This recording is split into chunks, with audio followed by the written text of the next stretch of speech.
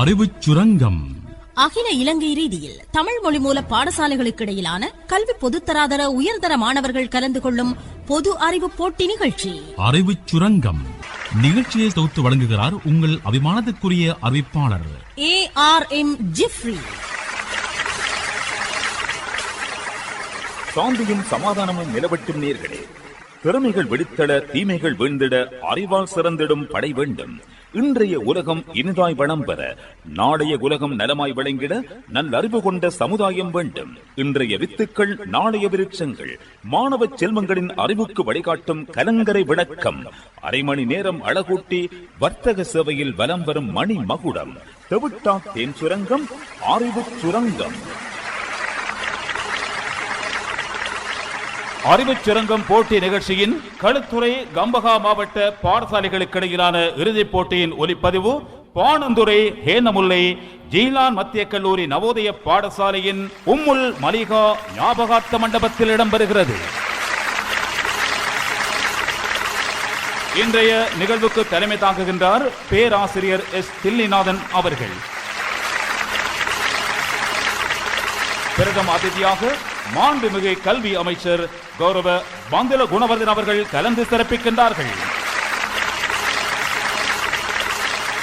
கௌரவ அதிதிகளாக பாராளுமன்ற பேரவை உறுப்பினரும் ஊடக அமைச்சின் கண்காணிப்பு பாராளுமன்ற உறுப்பினருமான கௌரவ அல்ஹாஜ் AHM மசூர் அவர்களும், கம்பஹா மாவட்ட மேல் நீதிமன்ற நீதிபதியும், இலங்கை ஒலிபரப்பு கூட்டுத்தாபன முஸ்லிம் சேவையின் மேற்பார்வையாளருமான நீதிபதி அல்ஹாஜ் MMA கபூர் மற்றும் விசேட அதிதிகளாக கல்வி அமைச்சின் முஸ்லிம் பாடசாலைகள் பிரிவின் கல்வி பணிப்பாளர் ஜனாப் Z தாஜுதீன் அவர்கள், கல்வி அமைச்சின் தமிழ் மொழி பிரிவு உதவி கல்வி பணிப்பாளர் திருமதி G சடகோபன், மேல் மாகாண கல்வி திணைக்கள பிரதி கல்வி பணிப்பாளர் ஜனாப் ILA இன்சார், மேல் மாகாண கல்வி திணைக்கள தமிழ் மொழி பாடசாலைகளின் இணைப்பாளரும் களுத்துறை கல்வி வலய உதவி கல்வி பணிப்பாளருமான ஜனாப் ABM அலவி, ஜனாதிபதியின் இணைப்பு செயலாளர் ஜனாப் ஃபர்சான் மன்சூர், தமிழ் ஊடகங்கள் மற்றும் தமிழ் விவகாரங்களுக்கான ஜனாதிபதியின் இணைப்பாளர் திருவாளர் R சிவராஜா, சிரேஷ்ட ஒளிபரப்பாளரும் உலக அறிவிப்பாளருமான ஜனாப் BH அப்துல் ஹமீத், சுயாதீன தொலைக்காட்சி வரையமைப்பின் பணிப்பாளர் சபை உறுப்பினர் புரவலர் ஹாசிம் உமர்.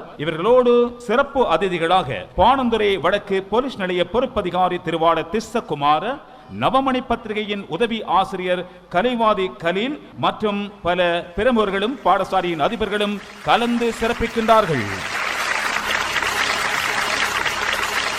இவர்களோடு அனைத்து நாடுகளான பிகாஸ் கேம்பஸ் உயர்கல்வி நிறுவனத்தின் சந்தைப்படுத்தல் மற்றும் விற்பனை அபிவிருத்தி முகாமையாளர் ஜனாப் முகமது இஸ்திகார், மாணவ ஆலோசகர் ரியாஸ், AJ கன்சூமர் கம்பெனி நிறுவனத்தின் முகாமைத்துவ பங்காளர் அல்ஹாஜ் பஷீர் அகமட், உத்தியோகத்தர் யூசுப் சுஹார் ஆகியோர் கலந்து சிறப்பிக்கும் இந்த வேளையில் இந்த நிகழ்வின் நடுவர்களாக இலங்கை ஒலிபரப்பு கூட்டுத்தாபன அறிவிப்பாளர்களான அகமடம் நசீர், டி தர்ஷினி, அறிவுச் சுரங்கம் நிகழ்ச்சியின் ஏற்பாட்டாளர் இர்ஷாத் காதர், தயாரிப்பாளர் Ismail M Ilyas, because campus சந்தைப்படுத்தல் அதிகாரி MHM வைசால், புள்ளி பதிவாளராக ஊடகவியலாளர் MF ரிஃபாஸ் ஆகியோரும் நிகழ்ச்சியிலே கலந்து சிறப்பிக்கின்றார்கள்.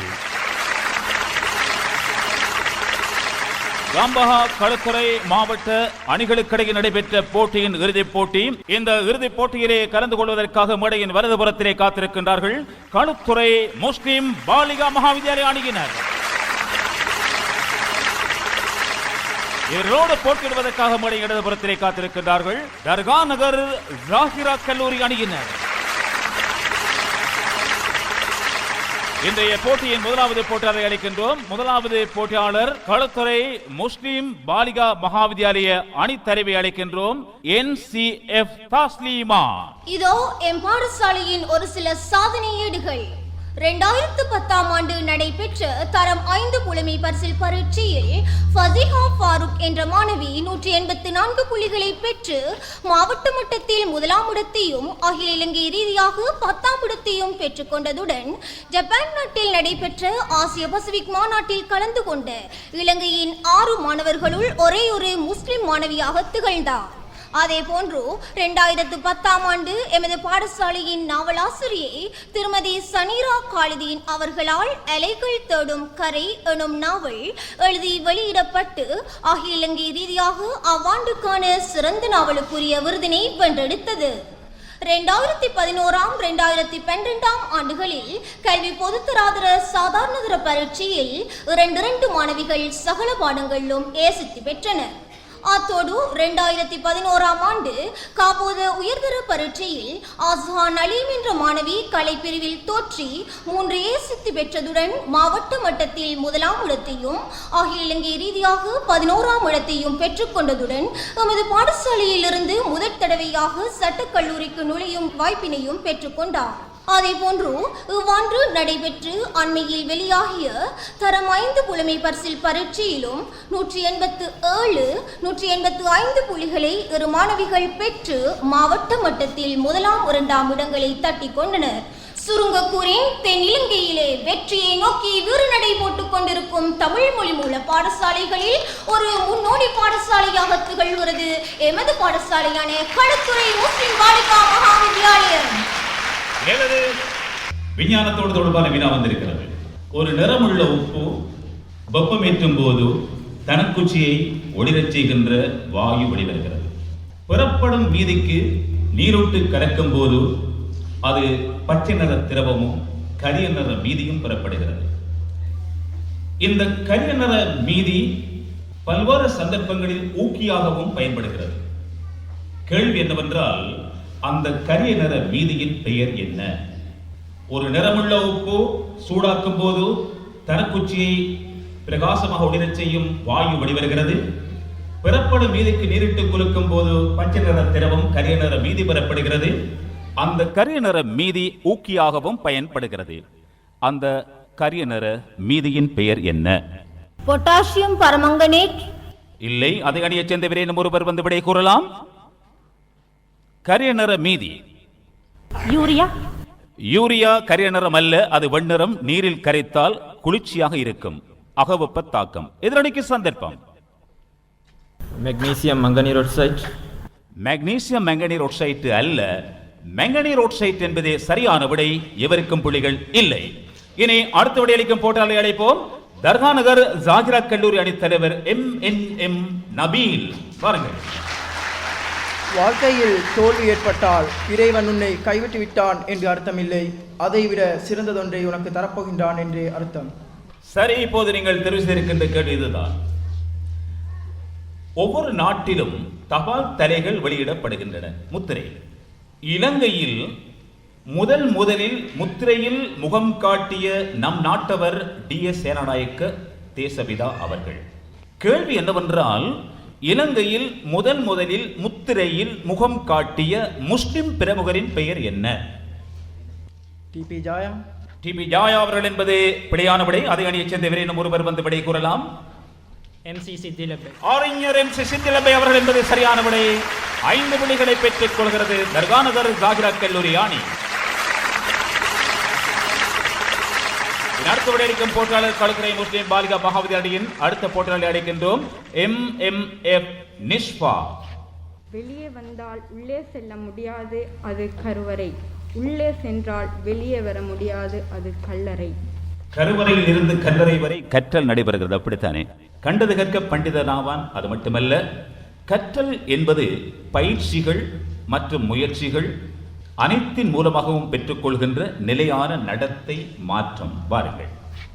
சர்வதேச தினங்கள் அனுஷ்டிக்கப்படுகின்றன. அந்த வகையில் மே மாதம் 3ஆம் திகதி என்ன சர்வதேச தினம்? பத்திரிகை சுதந்திர தினம். பத்திரிகை சுதந்திர தினம் என்பது சரியான விடை. 10 புள்ளிகளை பெற்றுக் கொள்கிறது களுத்துறை முஸ்லிம் பாலிகா மகாவித்யாலய அணி. அடுத்த விடையளிக்கும் போட்டியாளர் தர்காநகர் ஜாகிரா கல்லூரி அணியின் அடுத்த போட்டியாளர் MRM ருஷைக் அகமது. வாருங்கள். நாடு உனக்கு என்ன செய்தது என்று நினைக்காதே, நீ நாட்டுக்கு என்ன செய்தாய் என்பதை நினை, சாதனைகள் பல புரிவாய். இந்த ஒலிப்பதிவு நடைபெறுவது நவம்பர் மாதம் 11ஆம் தேதி 2013ஆம் ஆண்டிலே. கேள்வி என்னவென்றால், பொதுநலவாய அமைப்பில் அங்கம் வகிக்கும் நாடுகளுள் இந்த ஆண்டு விலகிய நாடு எது?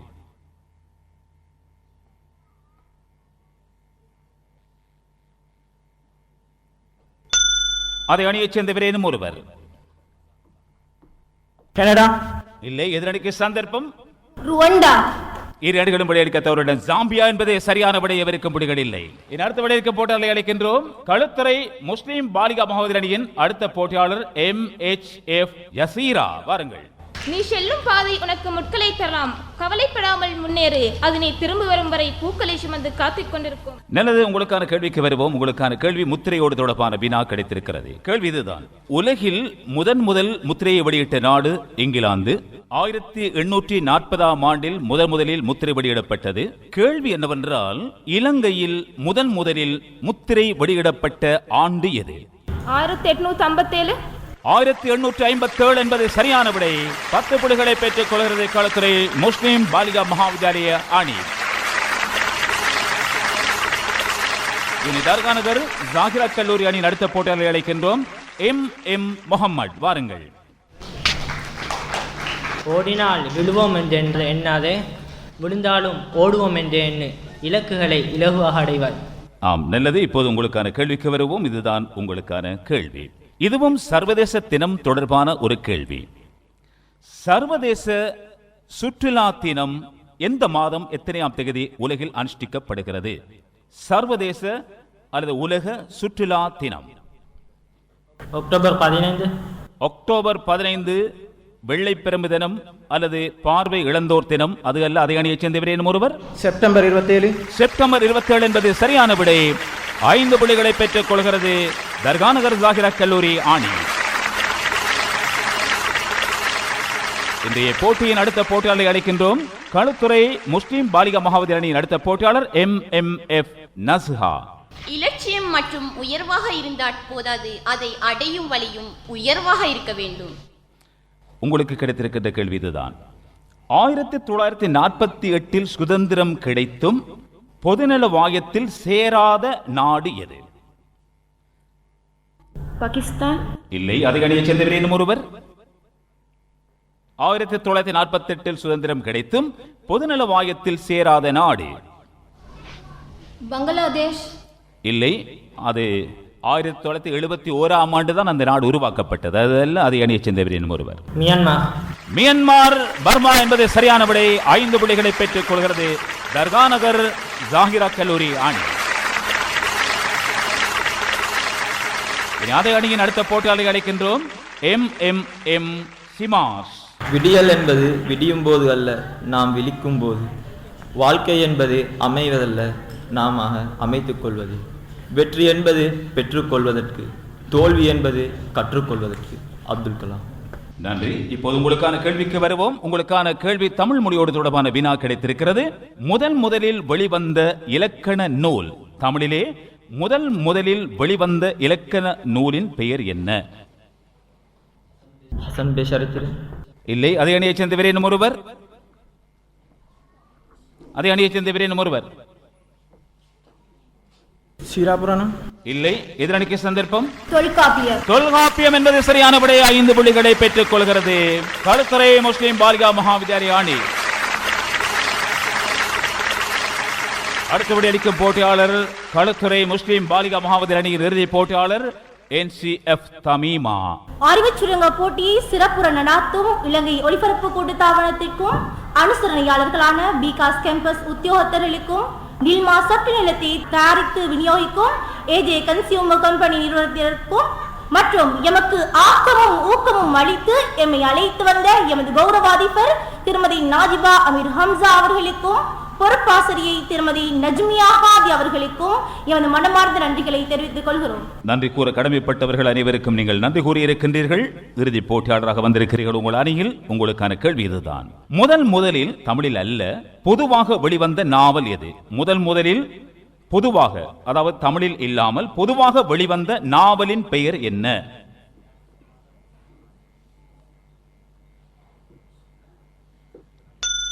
அதை அணியைச் சேர்ந்தவரேனும் ஒருவர். வழக்கம். இல்லை, எதிரணிக்கு சந்தர்ப்பம். ஹெம்லெட். இல்லை, பிரதாப முதலியார் சரித்திரம் என்பதே முதலில் வெளிவந்த நாவல் என்பது சரியான விடை. அடுத்தபடி அளிக்கும் போட்டியாளர் தர்காநகர் ஜாகிரா கல்லூரி அணி இறுதி போட்டியாளர் MSM சாஜித். வாருங்கள். impossible. விஞ்ஞானத்தோடு தொடர்பான வினா வந்திருக்கிறது. உங்களுக்கு கிடைத்திருக்கின்ற கேள்வி இதுதான். சில மூலகங்களை அடையாளம் காண்பதற்கு சுவாலை பரிசோதனை மேற்கொள்ளப்படும். இவ்வாறான சுவாலை பரிசோதனையின் போது பொட்டாசியம் என்ற உலோகத்தை சுவாலை பரிசோதனை செய்கின்ற போது கோபால்ட் குளோரைட் கண்ணாடியினூடாக பார்க்கின்ற போது என்ன நிறமான சுவாலை தென்படும்? பச்சை என்பதை பிழை. அது பேரியம். அது கோபால்ட் குளோரைட் கண்ணாடி ஊடாக பார்ப்பதில்லை. அதை அணியைச் சேர்ந்தவர் என்னும் ஒருவர். நீலம் இல்லை. எதிரணிக்கு சந்தர்ப்பம். ஊதா நிறம் என்பது சரியான விடை. 5 புள்ளிகளை பெற்றுக் கொள்கிறது களுத்துறை முஸ்லிம் பாலிகா மகாவித்யாலய அணி. முதலாம் சுற்றின் முடிவை அறிய தருகின்றோம். முதலாம் சுற்றிலே தர்கா நகர் ஜாகிரா கல்லூரி அணி 15 புள்ளிகளை பெற்றிருக்கிறது. இவர்களோடு போட்டியிட்டுக் கொண்டிருக்கும் களுத்துறை முஸ்லிம் பாலிகா மகாவித்யாலய 30 புள்ளிகளை பெற்றிருக்கிறது. இந்நிலையில் இரண்டாம் சுற்றி முதலாம் போட்டியாளரை அழைக்கின்றோம். தர்கா நகர் ஜாகிரா கல்லூரி அணி தலைவர் எம் நபீல். கணித செய்கையோடு தொடர்பான ஒரு வினா.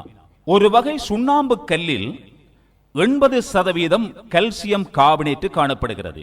ஒரு வகை சுண்ணாம்பு கல்லில் 80% கல்சியம் கார்பனேட் காணப்படுகிறது. 400 கிராம் கல்சியம் கார்பனேட்டை பெறுவதற்கு தேவைப்படுகின்ற சுண்ணாம்பு கல்லின் திணிவு எத்தனை கிராம்? 500 கிராம். சரியான விடை. 10 புள்ளிகளை பெற்றுக் கொள்கிறது தர்கா நகர் ஜாகிரா கல்லூரி அணி. அடுத்தபடி அளிக்கும் போட்டியாளர் களுத்துறை முஸ்லிம் பாலிகா மகாவித்யாலய அணி தலைவை அழைக்கின்றோம். NCF தாஸ்லீமா. எகிப்து நாட்டு நாணய அலகின் பெயர் என்ன? பவுன். பவுன் என்பது சரியான விடை. 10 புள்ளிகளை பெற்றுக் கொள்கிறது களுத்துறை முஸ்லிம் பாலிகா மகாவித்யாலய அணி. அடுத்த அளிக்கும் போட்டியாளர் தர்கா நகர் ஜாகிரா கல்லூரி அணியின் அடுத்த போட்டியாளர் MRM ருஷைக் அகமது. வாருங்கள். இலங்கையின் நாணய அலகு ரூபாய் என்பது போல உங்களுக்கும் நாணய அலகு தொடர்பான வினா வந்திருக்கிறது. மலேசியா நாட்டின் நாணய அலகின் பெயர் என்ன? டாலர் என்பது பிழை. அதை அணியைச் சேர்ந்தவர் என்னும் ஒருவர். ரிங்கிட் என்பது சரியான விடை. 5 புள்ளிகளை பெற்றுக் கொள்கிறது தர்கா நகர் ஜாகிரா கல்லூரி அணி. அடுத்தபடி அளிக்கும் போட்டியாளரை அழைக்கின்றோம். அடுத்தபடி அளிக்கும் போட்டியாளர் களுத்துறை முஸ்லிம் பாலிகா மகாவித்யாலய அணியின் MMF நிஸ்பாவை அழைக்கின்றோம். நிஸ்பா. விளையாட்டோடு தொடர்பான வினா வந்திருக்கிறது. இலங்கை கிரிக்கெட் அணி 1982ஆம் ஆண்டு டெஸ்ட் அந்தஸ்து பெற்றது. டெஸ்ட் அந்தஸ்து பெற்ற பின்பு இலங்கை கிரிக்கெட் அணி வீரர்களுள் முதலில் டெஸ்ட் சதத்தை பெற்றுக் கொண்ட கிரிக்கெட் வீரரின் பெயர் என்ன? சிதத் வெத்தமுனி என்பது சரியான விடை. 10 புள்ளிகளை பெற்றுக் கொள்கிறது களுத்துறை முஸ்லிம் பாலிகா மகாவித்யாலய அணி. இனி தர்கா நகர் ஜாகிரா கல்லூரி அணியின் அடுத்த போட்டியாளர் MM முகமது. இத்தாலியில் இருந்து வத்திக்கானை தனி அரசாக உருவாக்குவதற்கு 1929 ஏற்படுத்தப்பட்ட உடன்படிக்கை என்ன பெயர் கொண்டு அழைக்கப்படுகிறது? இத்தாலியில் இருந்து வத்திக்கானை தனி அரசாக உருவாக்குவதற்கு 1929 ஏற்படுத்தப்பட்ட உடன்படிக்கை என்ன பெயர் கொண்டு அழைக்கப்படுகிறது?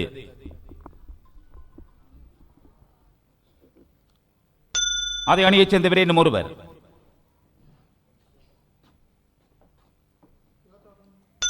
இல்லை. எதிரணிக்கு சந்தர்ப்பம்.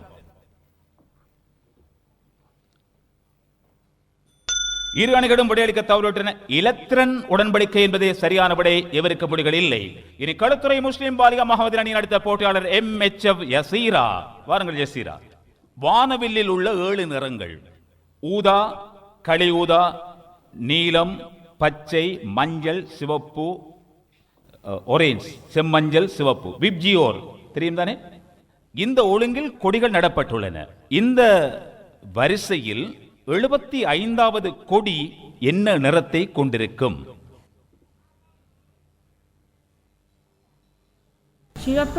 சிவப்பு என்பது பிழை. அதை அணியைச் சேர்ந்தவரே இன்னும் ஒருவர். 75வது கொடி என்ன நிறத்தை கொண்டிருக்கும்? பச்சை. இல்லை. எதிரணிக்கு சந்தர்ப்பம்.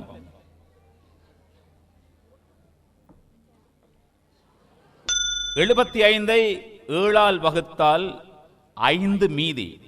5 மீதி என்றால் ஐந்தாவது கொடி எலோ, மஞ்சள் என்பது சரியான விடை. எவருக்கும் புள்ளிகள் இல்லை.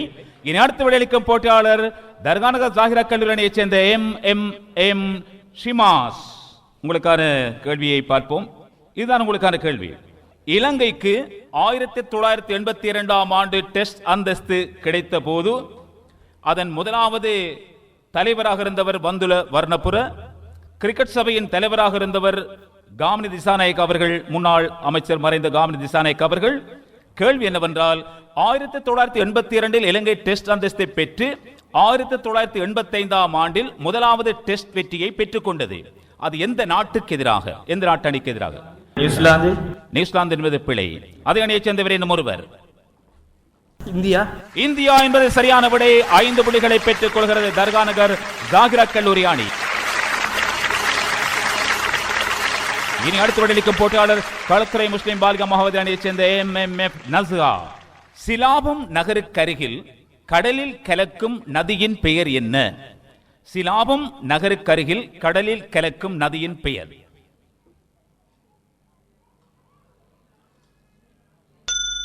அதை அணியைச் சேர்ந்தவரே இன்னும் ஒருவர்.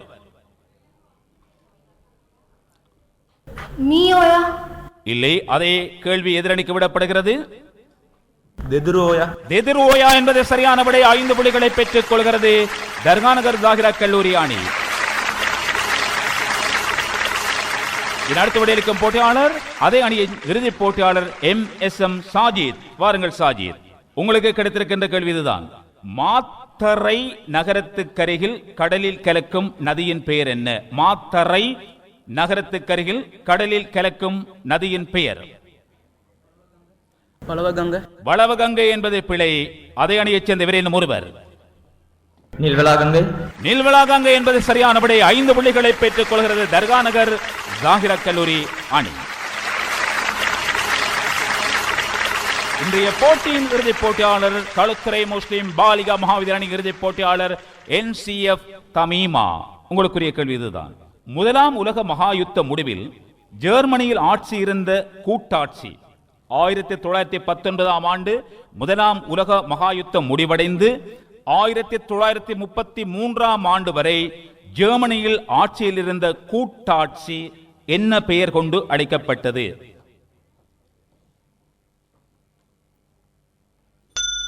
அதை அணியைச் சேர்ந்தவரே இன்னும் ஒருவர். வெஸ்டாக் என்பது பிழை. எதிரணிக்கு சந்தர்ப்பம். மார்ஷல் என்பதும் பிழை. வைமர் கூட்டாட்சி என்பதே சரியான விடை. எவருக்கும் புள்ளிகள் இல்லை. எனவே பார்வையாளர்களே, போட்டியாளர்களே, வானொலி நேர்களே, இந்த போட்டியிலே இரு அணிகளும் பெற்றுள்ள புள்ளி விவரத்தை அறிய தருகின்றோம். இன்றைய போட்டியில் கலந்து கொண்ட தர்காநகர் ஜாகிரா கல்லூரி அணி 45 புள்ளிகளை பெற்றுக் கொண்டது. இவரோடு போட்டியிட்ட களுத்துறை முஸ்லிம் பாலிகா மகாவித்யாலயம் 50 புள்ளிகளை பெற்றுக் கொண்டது. 5 மேலதிக புள்ளிகளால் களுத்துறை முஸ்லிம் பாலிகா மகாவித்யாலய அணி வெற்றி ஈட்டிக் கொண்டது.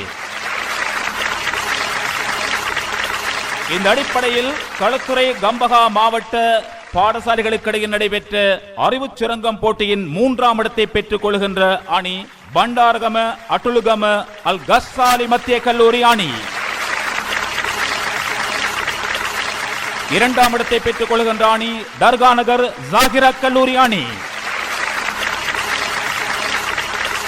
சாம்பியன் அணியாக 1ஆம் இடத்தை பெற்றுக் கொள்கின்ற அணி களுத்துறை முஸ்லிம் பாலிகா மகாவித்யாலய அணி. விளை நிலத்தில் அமுதுண்ட வெண்புறா கூட்டம் விடைபெறும் நேரம். கைகோர்த்து தோள்களுக்கு துணை சேர்த்த மாணவ செல்வங்களின் வருங்காலம் வளமாக வாழ்த்து மலர்கள் சூடி விடைபெறுகின்றோம். வாழ்த்துக்கள் நேயர்களே.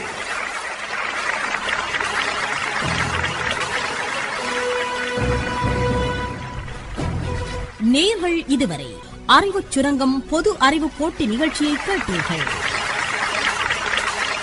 நடத்தியவர் ARM ஜிப்ரி.